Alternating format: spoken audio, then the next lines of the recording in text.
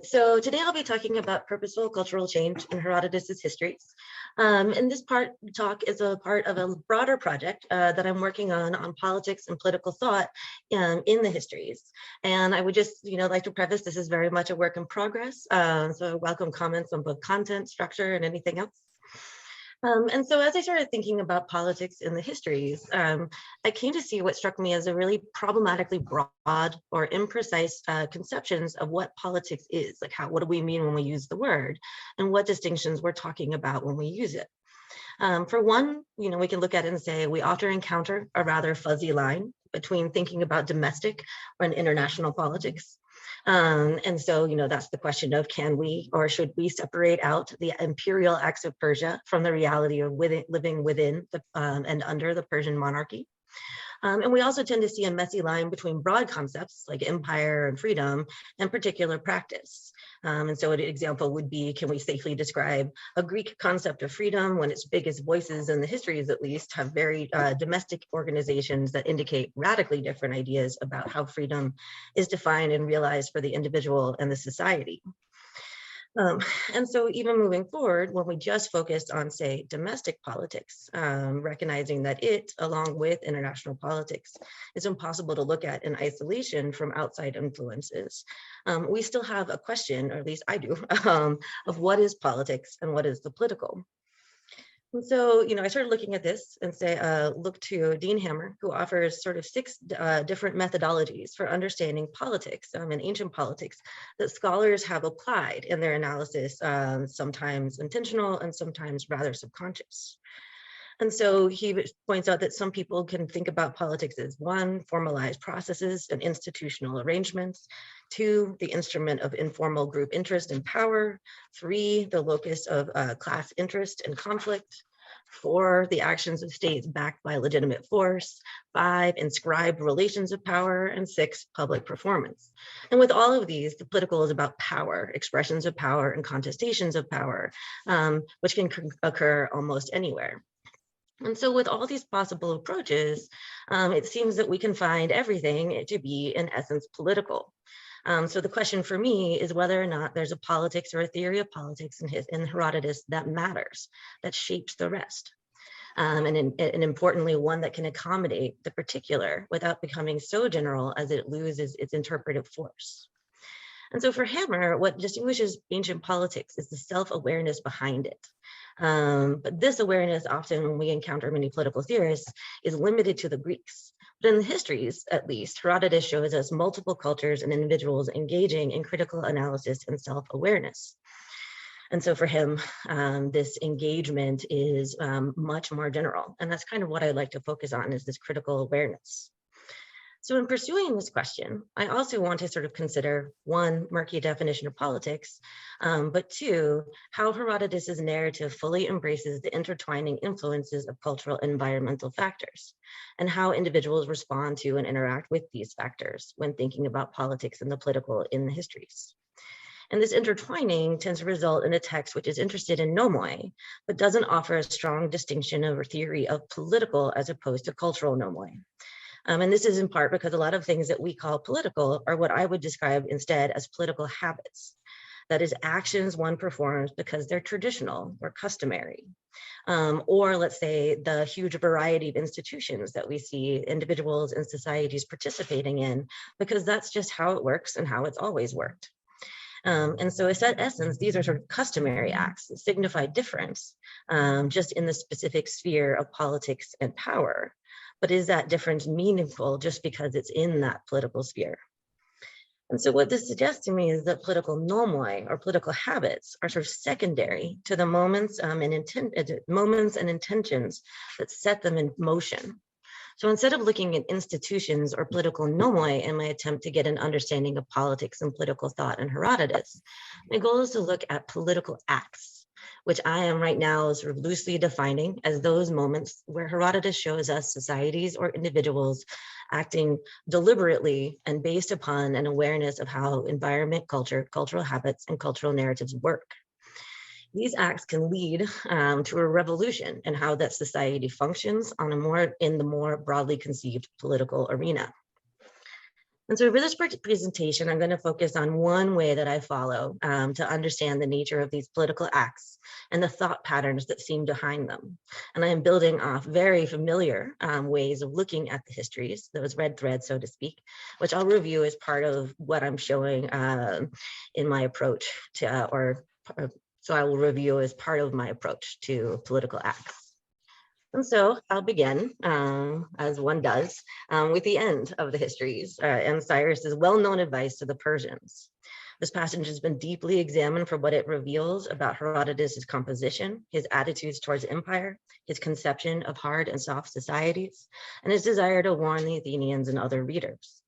But what I want to bring out here is that Herodotus chooses to present Cyrus as having an active understanding of one of the thematic theories that percolates through the histories, environmental determinism. Cyrus uses his knowledge to argue against what his fellow Persians view as a natural or fitting, that's the oikos word in 122.2, progression, that you conquer nice places so that you get to move there. And he uses this knowledge to urge his Persians to take the deliberate step to oppose one of the dominant narratives arcs of the histories, that hard lands beat soft lands and then become soft themselves, and thus avoid another predominant narrative that nations rise and fall. So in essence, the interaction between Cyrus and the other Persians encapsulates the theme that environment and culture are destiny in the histories, but shows us that they don't have to be. The manipulation of a culture and an environment, both one's own and those of others, is what I'm identifying here as that political act, because it is in essence a reflection on environment and custom. It's something that we can safely separate from things like environmental and customary factors. And so I want to kind of go through how I position those two dominant narratives of environmental determinism and hard versus soft societies, which leads to the rise and fall, which Cyrus explains rather concisely by connecting how the environment has shaped and will shape the Persians, and that it extends to their political lives as well, since he connects living in a harsh land with ruling. And so many scholars have shown how the basic schema of hard and soft and ruling versus being slavish plays out in the societies across the histories, and how it can be connected to intellectual trends contemporary to Herodotus. Redfield, one of those major scholars who present that schematic of hard and soft, describes hard societies as ones having fewer institutions, located in a harsh environment, and protective of their few social customs. And he describes soft societies as those having more complex cultural and political systems, living in harsh, richer lands, and tending to be more receptive to the cultures and customs of others.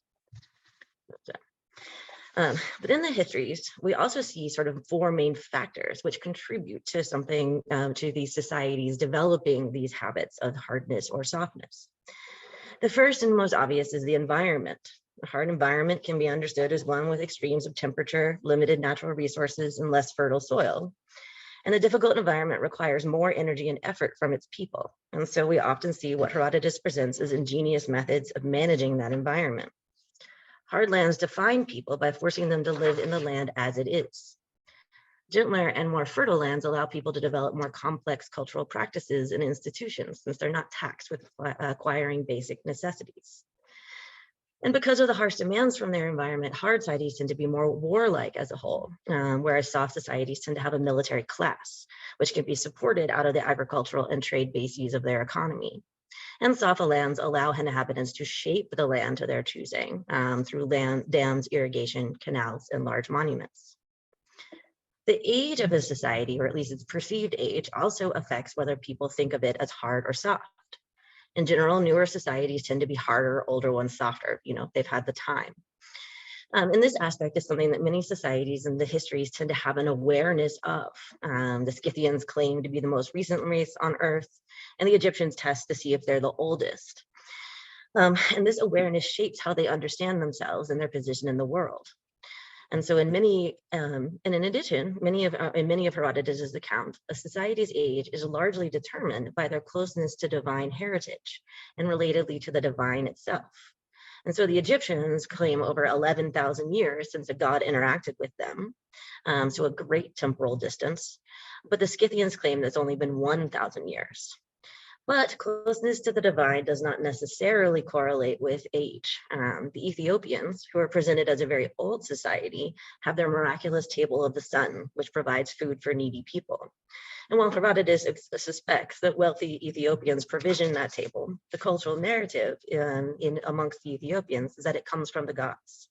And so you see the Ethiopians cultivating a belief as part of indicating a closeness with the divine, which I suggest is one of those factors that makes a society hard. And the last element that contributes to hardness or softness lies in that society's relationship to the center. Societies in the center are closer to others and therefore tend to be receptive via proximity to the ideas, thoughts, and habits of others. And Rama's, of course, sort of admirably explored the nature of this phenomenon of center and periphery. And what we see is that different cultures in the histories construct their own sense of center. And in, even significantly, Jessica Romney has recently argued that the histories is actually structured around the Persian concept of the center rather than a Greek one. But in general, we see Greeks via Ionia, Medes, Persians, and Egyptians, among others, having their own constructed geographies. And so since their geographies can be constructed, we have to recognize that the relationship between the center is relative. And so the whole construct, hard and soft, is of course also relative and is determined by how those societies interact and think about each other. And so in the next section, I'm going to go through some examples of how we see this hard and soft knowledge being employed by actors, by characters in the histories in conflict with others, or as part of their interactions with societies outside themselves. So not just conflict, but diplomacy. We could kind of describe this as using their knowledge of this turned outward. And in the interactions I'm going to highlight, these characters make decision with awareness of those general narratives apparent throughout the histories. And I sort of want to emphasize that we tend to see this large one, hard lands beat soft societies, soft lands infect the hard ones back, with the one exception that is if hard lands choose to treat their interaction as a raid rather than a conquest. So if they stay, they'll get infected, but if they just sort of loot and leave, then they won't. And so one of the most well-known examples of this awareness, it comes from the Lydian Sendonus when he advises Croesus against attacking the Persians. And sort of says there's no reason to do this. They're very wild. We gain nothing from it. But the Persians may gain a lot when they defeat the Lydians. And more importantly, once they gain a lot, they're not going to be able to be driven away. And so he acknowledges that there's a draw of that softer society, which will tempt the Persians into staying. But unfortunately for the Lydians, Sendonus does not convince Croesus of his point, and Croesus goes on to challenge and eventually lose to Cyrus. Now, Croesus is a figure who is famous for recognizing sometimes the truth of wise advice that he's given, though usually after the fact. And it's interesting then that when he observes the Persians sacking Sardis and is kind of wondering what's going on here, and Cyrus says, well, they're sacking your city. And he responds, well, it's not my city. It's not my stuff you're stealing. All of this is yours. You see this before.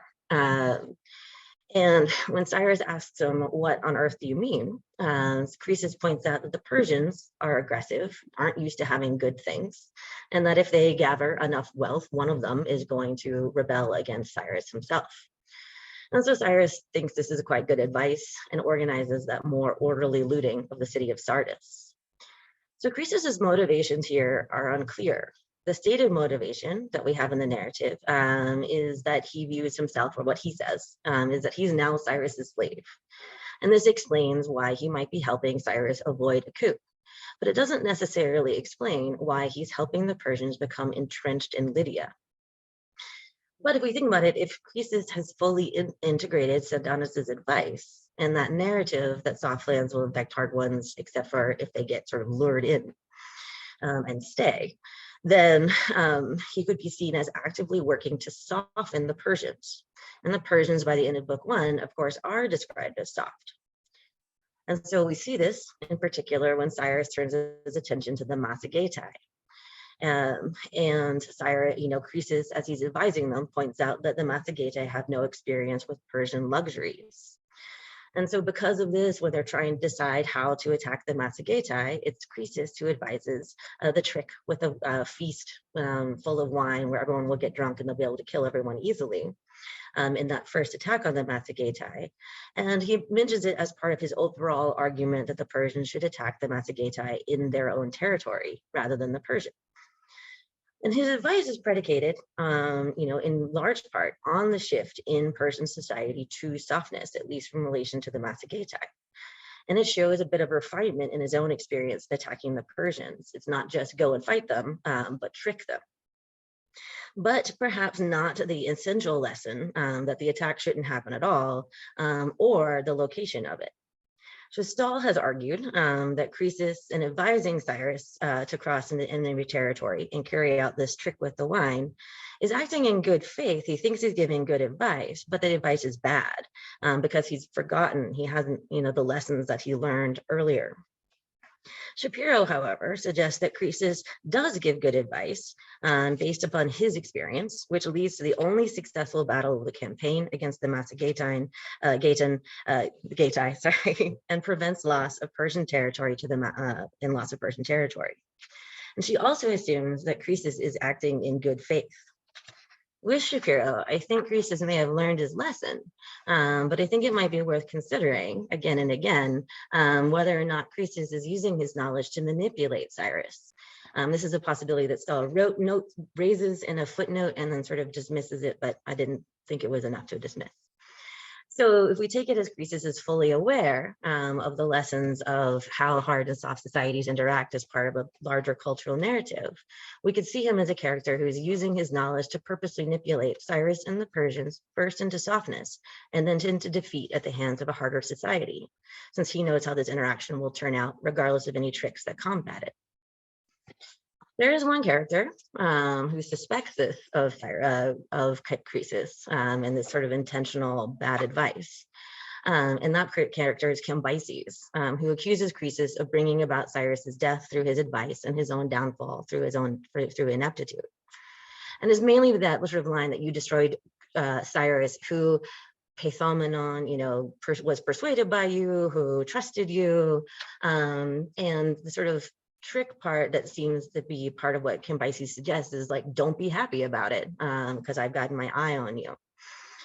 And I think generally we have a tendency to ignore Cambyses because he is overall presented as insane. But in the context of how this narrative plays out, Cambyses shows that he has gained knowledge of how hard and soft cultures can interact in the episode immediately preceding this one in his interactions with the Ethiopians. So here in that interaction, Cambyses sends an embassy to the Ethiopians with the intent to conquer them eventually. And that embassy is going to learn and find out and test the Ethiopians and maybe tempt them. And so he sends you symbolic gifts of a purple cloak, golden necklaces, box of myrrh, and a jar of date palm wine. And before the Ethiopian king analyzes those gifts of Cambyses, where he basically says, these are shackles of luxury, they're lies, all except for the wine, which is pretty good. He accuses Cambyses of hiding his true purpose and basically says, okay, fine, I'll send you back with a bow, my bow. Which requires great strength to both string and shoot it. And we have to imagine and remember that this response would be especially cutting to a Persian whose essential education, as Herodotus tells us, involves archery and truth-telling. And so Cambyses responds to the Ethiopian king's message with rage and immediate mobilization of his army without provisioning them, which he only then turns back from after his men begin practicing cannibalism. And, we could interpret this reaction as a response to being sort of forced by the Ethiopian king into recognizing what the Persians have become since their origins, their relative softness. And so in the context of this whole interaction, that's when we see his accusation of Croesus. So where he has already shown a more refined means of testing and tempting a society outside his own. And that he essentially learned a rather hard lesson, that distance and that the Persians are not able to sort of raid across territories and survive. And so essentially we might say that he learned the lesson that this kind of manipulation won't work. and that, he suggests that perhaps Croesus already knows that. And so these kinds of interactions and intentional international planning and manipulation go on throughout the histories, perhaps most notably in the Persian council scene in Book 7, which we have great discussions by both Grethlein and Harrison. But these outwardly directed applications of knowledge are often not successful. In essence, the interactions above rely on the nature of hard and soft to remain static, that they have decided something and it will just stay that way, and to be habitual, and to not have variation based upon social, environmental, and cultural factors, and essentially also to not have individuals in the society that you're interacting with who may also understand how all of this works and be able to manipulate it. And so to put it another way, I would look at it as Croesus, Cyrus, and Cambyses in their various actions are all using their knowledge of the narrative of the interaction of hard and soft that leads to the downfall of the soft society and then the hard society. They're trying to use this knowledge to structure events. They're trying to change the narrative in such a way that the standard outcome does not occur. But what I want to focus on now is the attempts to change one's own society so that the standard outcome occurs in your favor, which I think is much more of that sort of political act. And so what I'm going to shift to now are characters and societies in the histories that apply this knowledge in the direction of their internal political and cultural development. And so in what follows, it's kind of shift to the domestic. I'll look at ways that societies may respond internally to the factors that contribute to hardness or softness, environment, age, closeness to the center, and shape themselves to be hard or on the more powerful side of the hard-soft cultural narrative. And these sort of initial factors include isolationism, relocation, and manipulation of historical memory. And so isolationism can be or become a custom. That is something that's not actively thought about, but it can also be sort of enforced or enshrined as law and thus become a political act rather than simply a cultural and environmental attribute, just a feature of the geography. In hard societies, isolationism is easy to practice because they tend to be further removed from others geographically and culturally. But with these societies, we have plenty of examples of where their de facto isolation becomes an enforced practice. And the best example of this is perhaps in the parallel stories of Anacharsis and Scyles in Scythia, who participated in foreign religious rites, the Magna Mater and Dionysus respectively, and then were killed with explanations for their infraction. So for the Scythians, isolationism is a choice that they act upon, not just a geographic reality. And the best example of a soft society practicing isolationism is the Egyptians. They're presented as limiting the access to themselves by foreigners and their dedication to their own traditional practices. And even when Psammetichus opens up a city in Egypt to foreigners, he only modifies their isolationism rather than ending it as a practice. And having this sort of enforced isolationism, Egypt becomes a center for strength, which others must approach following the ways of the Egyptians rather than following their own ways. And we can see examples of how this works when, say, the Eleans approach the Egyptians for advice on running the Olympics in Book 2, or maybe even in Hecataeus' interaction with the Egyptian priests.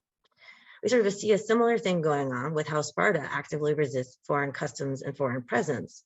And that also grants them a degree of power to control how interactions with them turn out. And the Spartans control access to themselves and will quite literally just walk away to avoid corruption or outside influence, most famously with Cleomenes and Aristogoras. Thus, isolation can be a method of cultural manipulation. It can keep hard societies from becoming infected by soft ones, and it can grant soft societies, such as Egypt and Sparta, a distance that confers the power of hardness.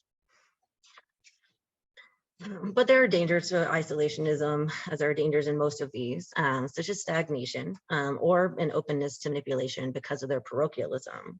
And this is probably best shown by the Massagetes' susceptibility to the Croesus's and Cyrus's trick with the wine. And so in these examples, I hope to show we can see isolationism as a political policy reinforced by laws and actions that reveals a strong awareness of culture and cultural narratives. And they result in power over outside societies as well as degree of protection. But the policy is often a passive one because its enforcement tends to be reactive. That is when incursions and violations occur rather than proactive. And so the next method I want to look at is relocation, which responds to both the factor of closeness to the center and the environment. And so in Cyrus's advice that we started with, he shows an awareness of the effect of relocation to a soft land. And his advice is echoed most strongly, perhaps in Herodotus's analysis of why the Athenians are accepted from the general nature of Ionian weakness or softness. And we have a great article by demand on Croesus and Herodotus that provides a nice overview of this practice and the attitudes it suggests. The example I sort of want to look at today is one which might seem to run contrary to this awareness of how relocation can affect culture by saying we move here, and so it may change us. In book 5, Darius encounters a Paeonian woman who's performing a great number of tasks all at the same time. And of course, this is all set up for him to observe. And Darius decides that he wants this type of person to be within his empire and thus influence behavior there. So he relocates all of the Paeonians. And while the risk is that the Paeonians in their new location will become more like the peoples around them, Darius's actions seem to show that he thinks about relocation as something that can affect the society that's not just the society that's moved, but the one that is moved to. And so this reinforces the idea that location can have long-term cultural effects that may that location can have long-term cultural effects that outlast relocation. And in general, we don't tend to see the sort of relocation from a we don't tend to see people choosing to move to a harder land to become hard because it would take a long time, but rather a recognition that this is something one can use as a tool, regardless of how it turns out, or at least to give it a try. But perhaps more interesting or more compelling here is that in addition to sort of physical relocation, throughout the histories, we can see elements of what I would term psychological relocation in Herodotus's texts, by which I would say a deliberate and reasoned change in one's understanding of or attitude towards one's geographical location and environment. And so we can start with an example of how Herodotus himself does this, that in book 2, Herodotus challenges the divisions of the world into 3 continents and suggests that this doesn't take into account Egypt. And his challenge is based on the fact that, his definition of Egypt and the Egyptian people is one defined by their interaction with the Nile. And so Herodotus here is asking his readers to think about Egypt, its geographical, social, and political components in a different way from what was common. And so Egypt has not been moved, but its geography has been redefined. And so I think, the clearer point that we can see this is in how societies reorient themselves as a center, which we've talked about before. The Medes, the Persians, Egyptians, and more conceive of themselves as. But perhaps the most striking example of this is when Xerxes, while arguing for the invasion of Greece at the beginning of book 7, claims a reimagining not just of Persia at the center, but as in control of the whole world. Essentially everywhere that the sun shines. And Xerxes justifies then his conquest through a reimagining of the Persian domain. What is their land? And so he's in essence claiming a new territory in the geography that defines Persian society. And Themistocles and Athenians do something different, though it's also a broadening out, in which they reorient their relation. He reorients the Athenian relationship to Attica and Athens. And so in book 8, when a Corinthian commander attempts to prevent Themistocles from speaking to the assembly of commanders at Salamis, since he no longer has a city because Athens has been sacked, Themistocles famously replies that as long as it has ships and men to man them, then Athens still exists. And this type of claim that a city is as strong as its men is as old as Homer, but Themistocles transforms it into something quite literal, especially when the Athenians are key in winning at Salamis. And so by promoting, though, the other thing that he's doing is promoting the separation of Athenian self-definition from the physical reality of their city. And so essentially, I would say that Themistocles is putting forth the idea that Athens can be anywhere. So if we look at the two, Persia, we see an expanding concept of what Persia is, so that everything belongs to Persia, a nice imperial concept. But with Athens, we see a flexible concept of what is Athens. Athens can be anywhere, so perhaps anywhere can be Athens or belong to it. And another method of cultural change, I think still passive in the way I'm thinking about it, is the manipulation of historical memory. Herodotus makes bare this practice across the histories when he shares multiple versions and tells us what societies accept what versions of the story. So the multiple versions of Scythian origins, or why the Argives remain neutral in the Persian War. And he tackles it in much more detail when he takes on the sort of false narratives of the tyrannicides in books 5 and 6. So Herodotus doesn't only make plain the practice, he shows us how it works, but he does it himself. For example, when he chooses to name or not name individuals responsible for bad acts, such as in the forceful naming of Ephialtes in book 7 after Thermopylae. And so with the examples above, not only Herodotus in his narrative voice shows what's being done, he shows us characters and whole societies actively doing the same thing. So it's not just the work of the historian, but it's not just a thing that happens, but people choosing to alter the historical narrative. So a few brief examples. Let's say after Herodotus describes the cruelty of Cheops and Chephren, he tells us the Egyptians refused to mention their names and instead attributes the pyramids that they built to a shepherd named Philetus. And so in so doing, he grants agency and action to the Egyptians in this account by giving them sort of nice active verbs. And a second example, when Herodotus describes the various, different versions of Cyrus's birth, he notes that when Cyrus was reunited with his birth parents after leaving the shepherd and his wife, it's they who spread the story that he was raised by the wolf to promote Cyrus in the eyes of the Persians, to make his survival seem even more miraculous. And of course, there's another example, or more active example amongst the Greeks, that after the Battle of Thyrea, we see the Argives and the Spartans choosing to, in essence, lock in their own version and interpretation of the battle.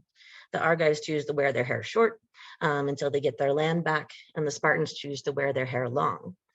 And each society enshrines their memory of the event in a cultural practice, which serves as a reminder and unifying act. And that will influence sort of political interactions and social sort of self-definition long after the battle.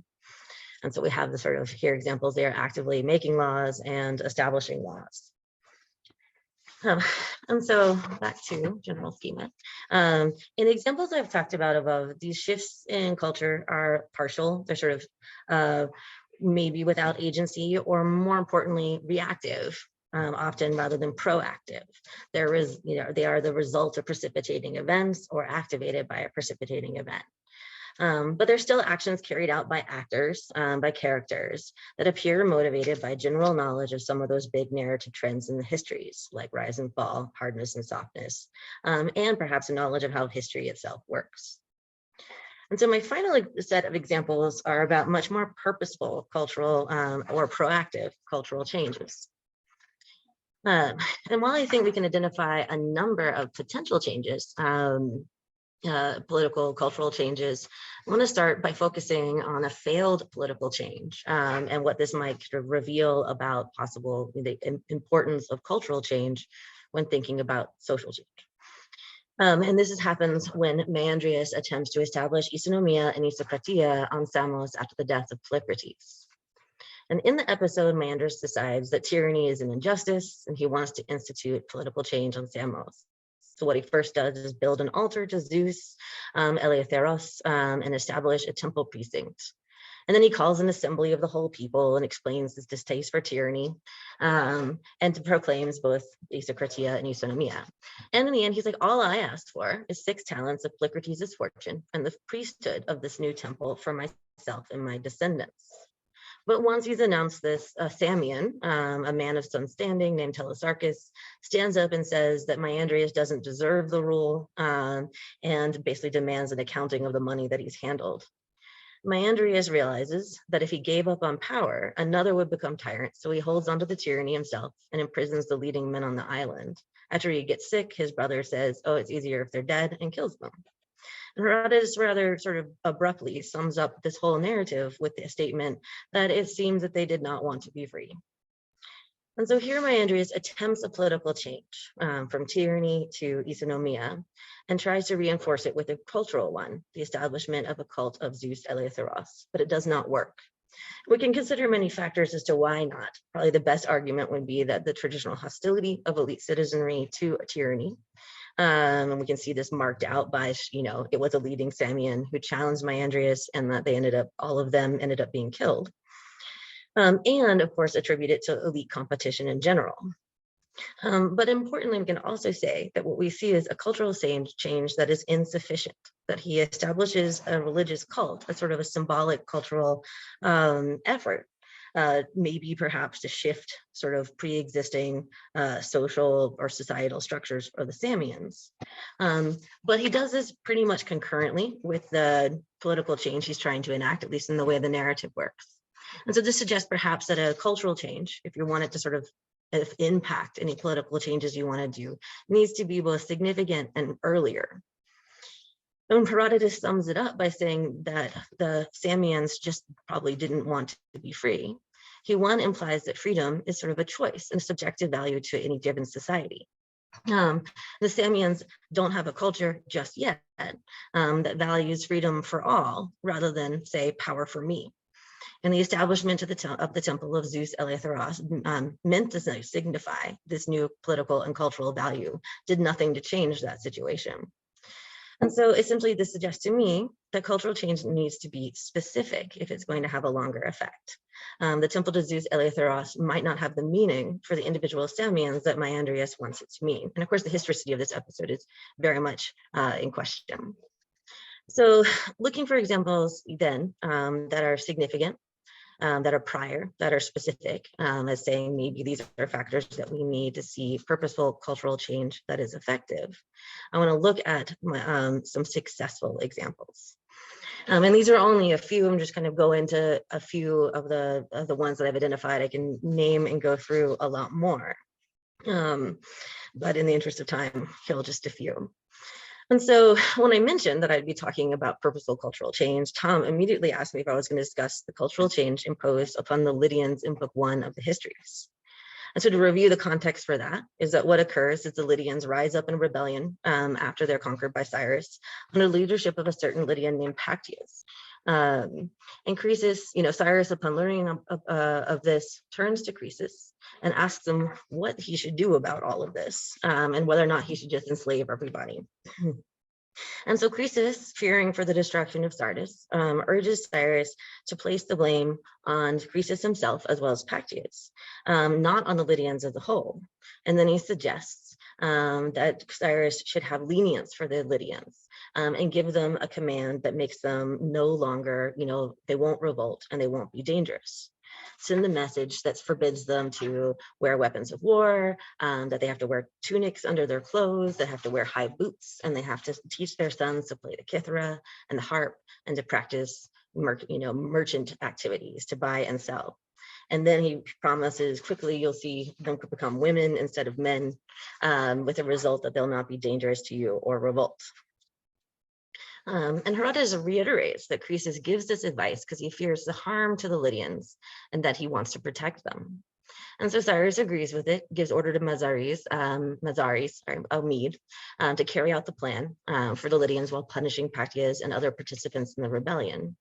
And at his orders, the Lydians change their whole way of life and do not rebel from Persia or even show up as actors again in the histories. And so before this event, Herodotus described the Lydians as the most warlike race in Asia. And it is this act of Cyrus that transforms them into the portrait that they're more generally known for in our other literature of the era as luxury-loving merchants. And by changing their cultural character from warlike to soft, he shapes their political destiny. And so Croesus' advice is given and Cyrus's command carried out, and they're both done in awareness of how cultural shifts will affect political destiny. The next example is the story of the Medes. So here, Dioces's rise to power over the Medes is yet another example of a people manipulated into major cultural changes that have significant political ramifications. When this all starts, the Medes are in a state of anarchy after getting their independence from Assyria, and Dioceses steps in to fill the void. He first gets the people to accept his judgment and gains renown that way by slowly manipulating their cultural expectations of leadership, especially in terms of justice, which will then lead to constitutional change. With this new expectation of what leadership looks like, through some further manipulation, he is made king by an assembly of the people. And once king, he slowly and purposely reinforces the nature of his kingship, especially as one founded in justice, through physical reminders, like the very structure of ekbatana and shifting cultural habits, all in service of that original cultural value. He says, I can judge better with distance.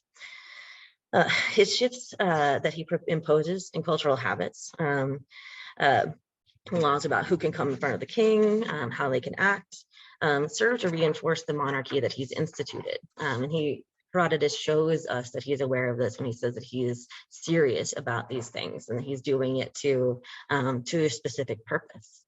And that he sort of shores up the monarchy by creating a distinction between the aristocracy and the king without killing anyone, and enforces a distance between himself and everyone else, and for the monarchy in general. So he's kind of inventing the monarchy for himself, but also for his descendants, that creates sort of a stability that lasts for several generations.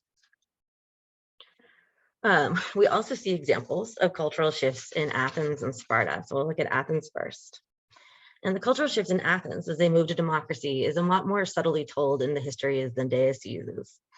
And so that when we see the people of Athens have, or we see Cleisthenes sort of transform the Athenian society, the most important thing that he does, that Herodotus tells us, because he's pretty vague about this, is that he breaks up the original 4 tribes, which are named for the sons of Ion, and instead creates 10 tribes named for local heroes. And while Herodotus does not explicitly dwell on the significance of this act in context, beyond Cleisthenes' dislike of Ionians, he does comment that Cleisthenes got the idea from his grandfather, the tyrant of Sicyon, who also created new tribal divisions. Cleisthenes the tyrant shifted the tribal names at Sicyon from Dorian names to animal names, except for his own tribe, which is called the leaders of the people. And this narrative digression emphasizes the essentially unnatural act of creating new tribes. And that would be sort of what I would say marks it as a deliberate cultural change. That Cleisthenes is, by doing so, separating the Athenians from their Ionian tribal identity and reinforcing their ties to Attica instead. And the Athenians, importantly, show their approval and sort of embracing of these ideas by recalling Cleisthenes after he had left Athens, being forced out by Cyrus and the Spartans. And Herodotus explicitly celebrates the personal and political effects of this cultural change. And so by sort of separating it all, they're losing, he shifts them away from a perhaps weighty historical past into a new one. And so we then look at Sparta. And so perhaps the most famous example of deliberate cultural and also political change in the histories can be found in Lycurgus' transformation of Sparta from Kakonomia to eunomia through dramatic cultural changes. Unfortunately for us, Herodotus spends less time on describing the actual changes, other than kind of listing them as the establishment of the Gerousia and the ephors and the shift in their military organization, which included the common mess hall, the divisions of 30, and the sworn companies. He spends a lot more time sort of discussing the greatness of Lycurgus and the resulting contest with Tegea. And so we think about this is that here the Spartans had the worst customs in all of Greece. Lycurgus changed them.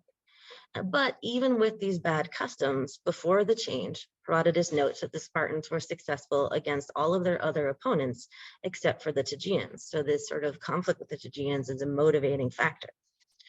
And Lycurgus' change allows them to be successful against them in 2 ways. They're able to use the new sort of cultural institution of the benefactors to solve the riddle of Orestes' bones correctly. And they were able to shift or use their military strength in a different way. And I think it's significant here that when Tegea is presented, it is presented as fundamentally a hard land, that when Tegea is talked about by the oracle, describes that there are many men in Arcadia toughened by a diet of acorns and they will stop you. So a sort of signal of them eating bad food and being poor. And so to beat them, Lycurgus has to make the Spartans harder than their inhabitants. And he does so essentially by shifting with the creation of this military culture, the Spartans away from a more agricultural culture, which would be natural for them, given the sort of fertile area of the Peloponnese that they live in, to a military society. So essentially they skip the land is hard part and go straight to everyone as a warrior. And of course, Herodotus doesn't mention the sort of other factors that enable this to happen, like the enslavement of neighbors. But it is sort of part of the system of now we're going to ignore the effects of our own kind society. And this allows them to become hard enough to defeat even the Tegeans. And the Spartans' eventual dominance of the Peloponnese after all of this leads to Croesus engaging them as allies, and ultimately just the Spartans' entrance into a much broader political arena than they had worked with before. And so we could say that Herodotus, as well as characters in the histories, show a particular type of knowledge about how cultural factors can influence the politics of a society. That knowledge can be used to shore up or strengthen a society by creating hardness through practices like isolationism, relocation, and history writing. But when it comes to transforming a society, sort of shifting their place in a cultural narrative and providing in their own cultural narrative and providing a new shape to a society's organizations, institutions, and political destiny, then a much deeper and more critical understanding of how culture and environment shapes politics must be applied and has been applied. Successful political change in the histories requires purposeful cultural change, both before the political shift and ongoing and during and afterwards as well, which is why I sort of identify purposeful cultural change as the fundamental political act. And so to theorize the institutions and political habits of a society in and of themselves, without looking at the intent and circumstances of the foundational political act, can lead us to misunderstandings about how one should think about or how a society can interact with any other ones. So that is, the risk of looking at Persia as just a monarchy, rather than a monarchy arising out of particular factors and human acts. And that means that we may fundamentally misunderstand how monarchy works in Persia, and then sort of are faulty in how we sort of draw conclusions about monarchy in general. So to sort of put it again, for what purpose and because of what reasons a specific institution was established tells us more, I think, about the political ethos of a society over generalized notions about a particular form of a constitution. And may, I hope, have offer some idea of how Herodotus himself thinks politically. Thank you.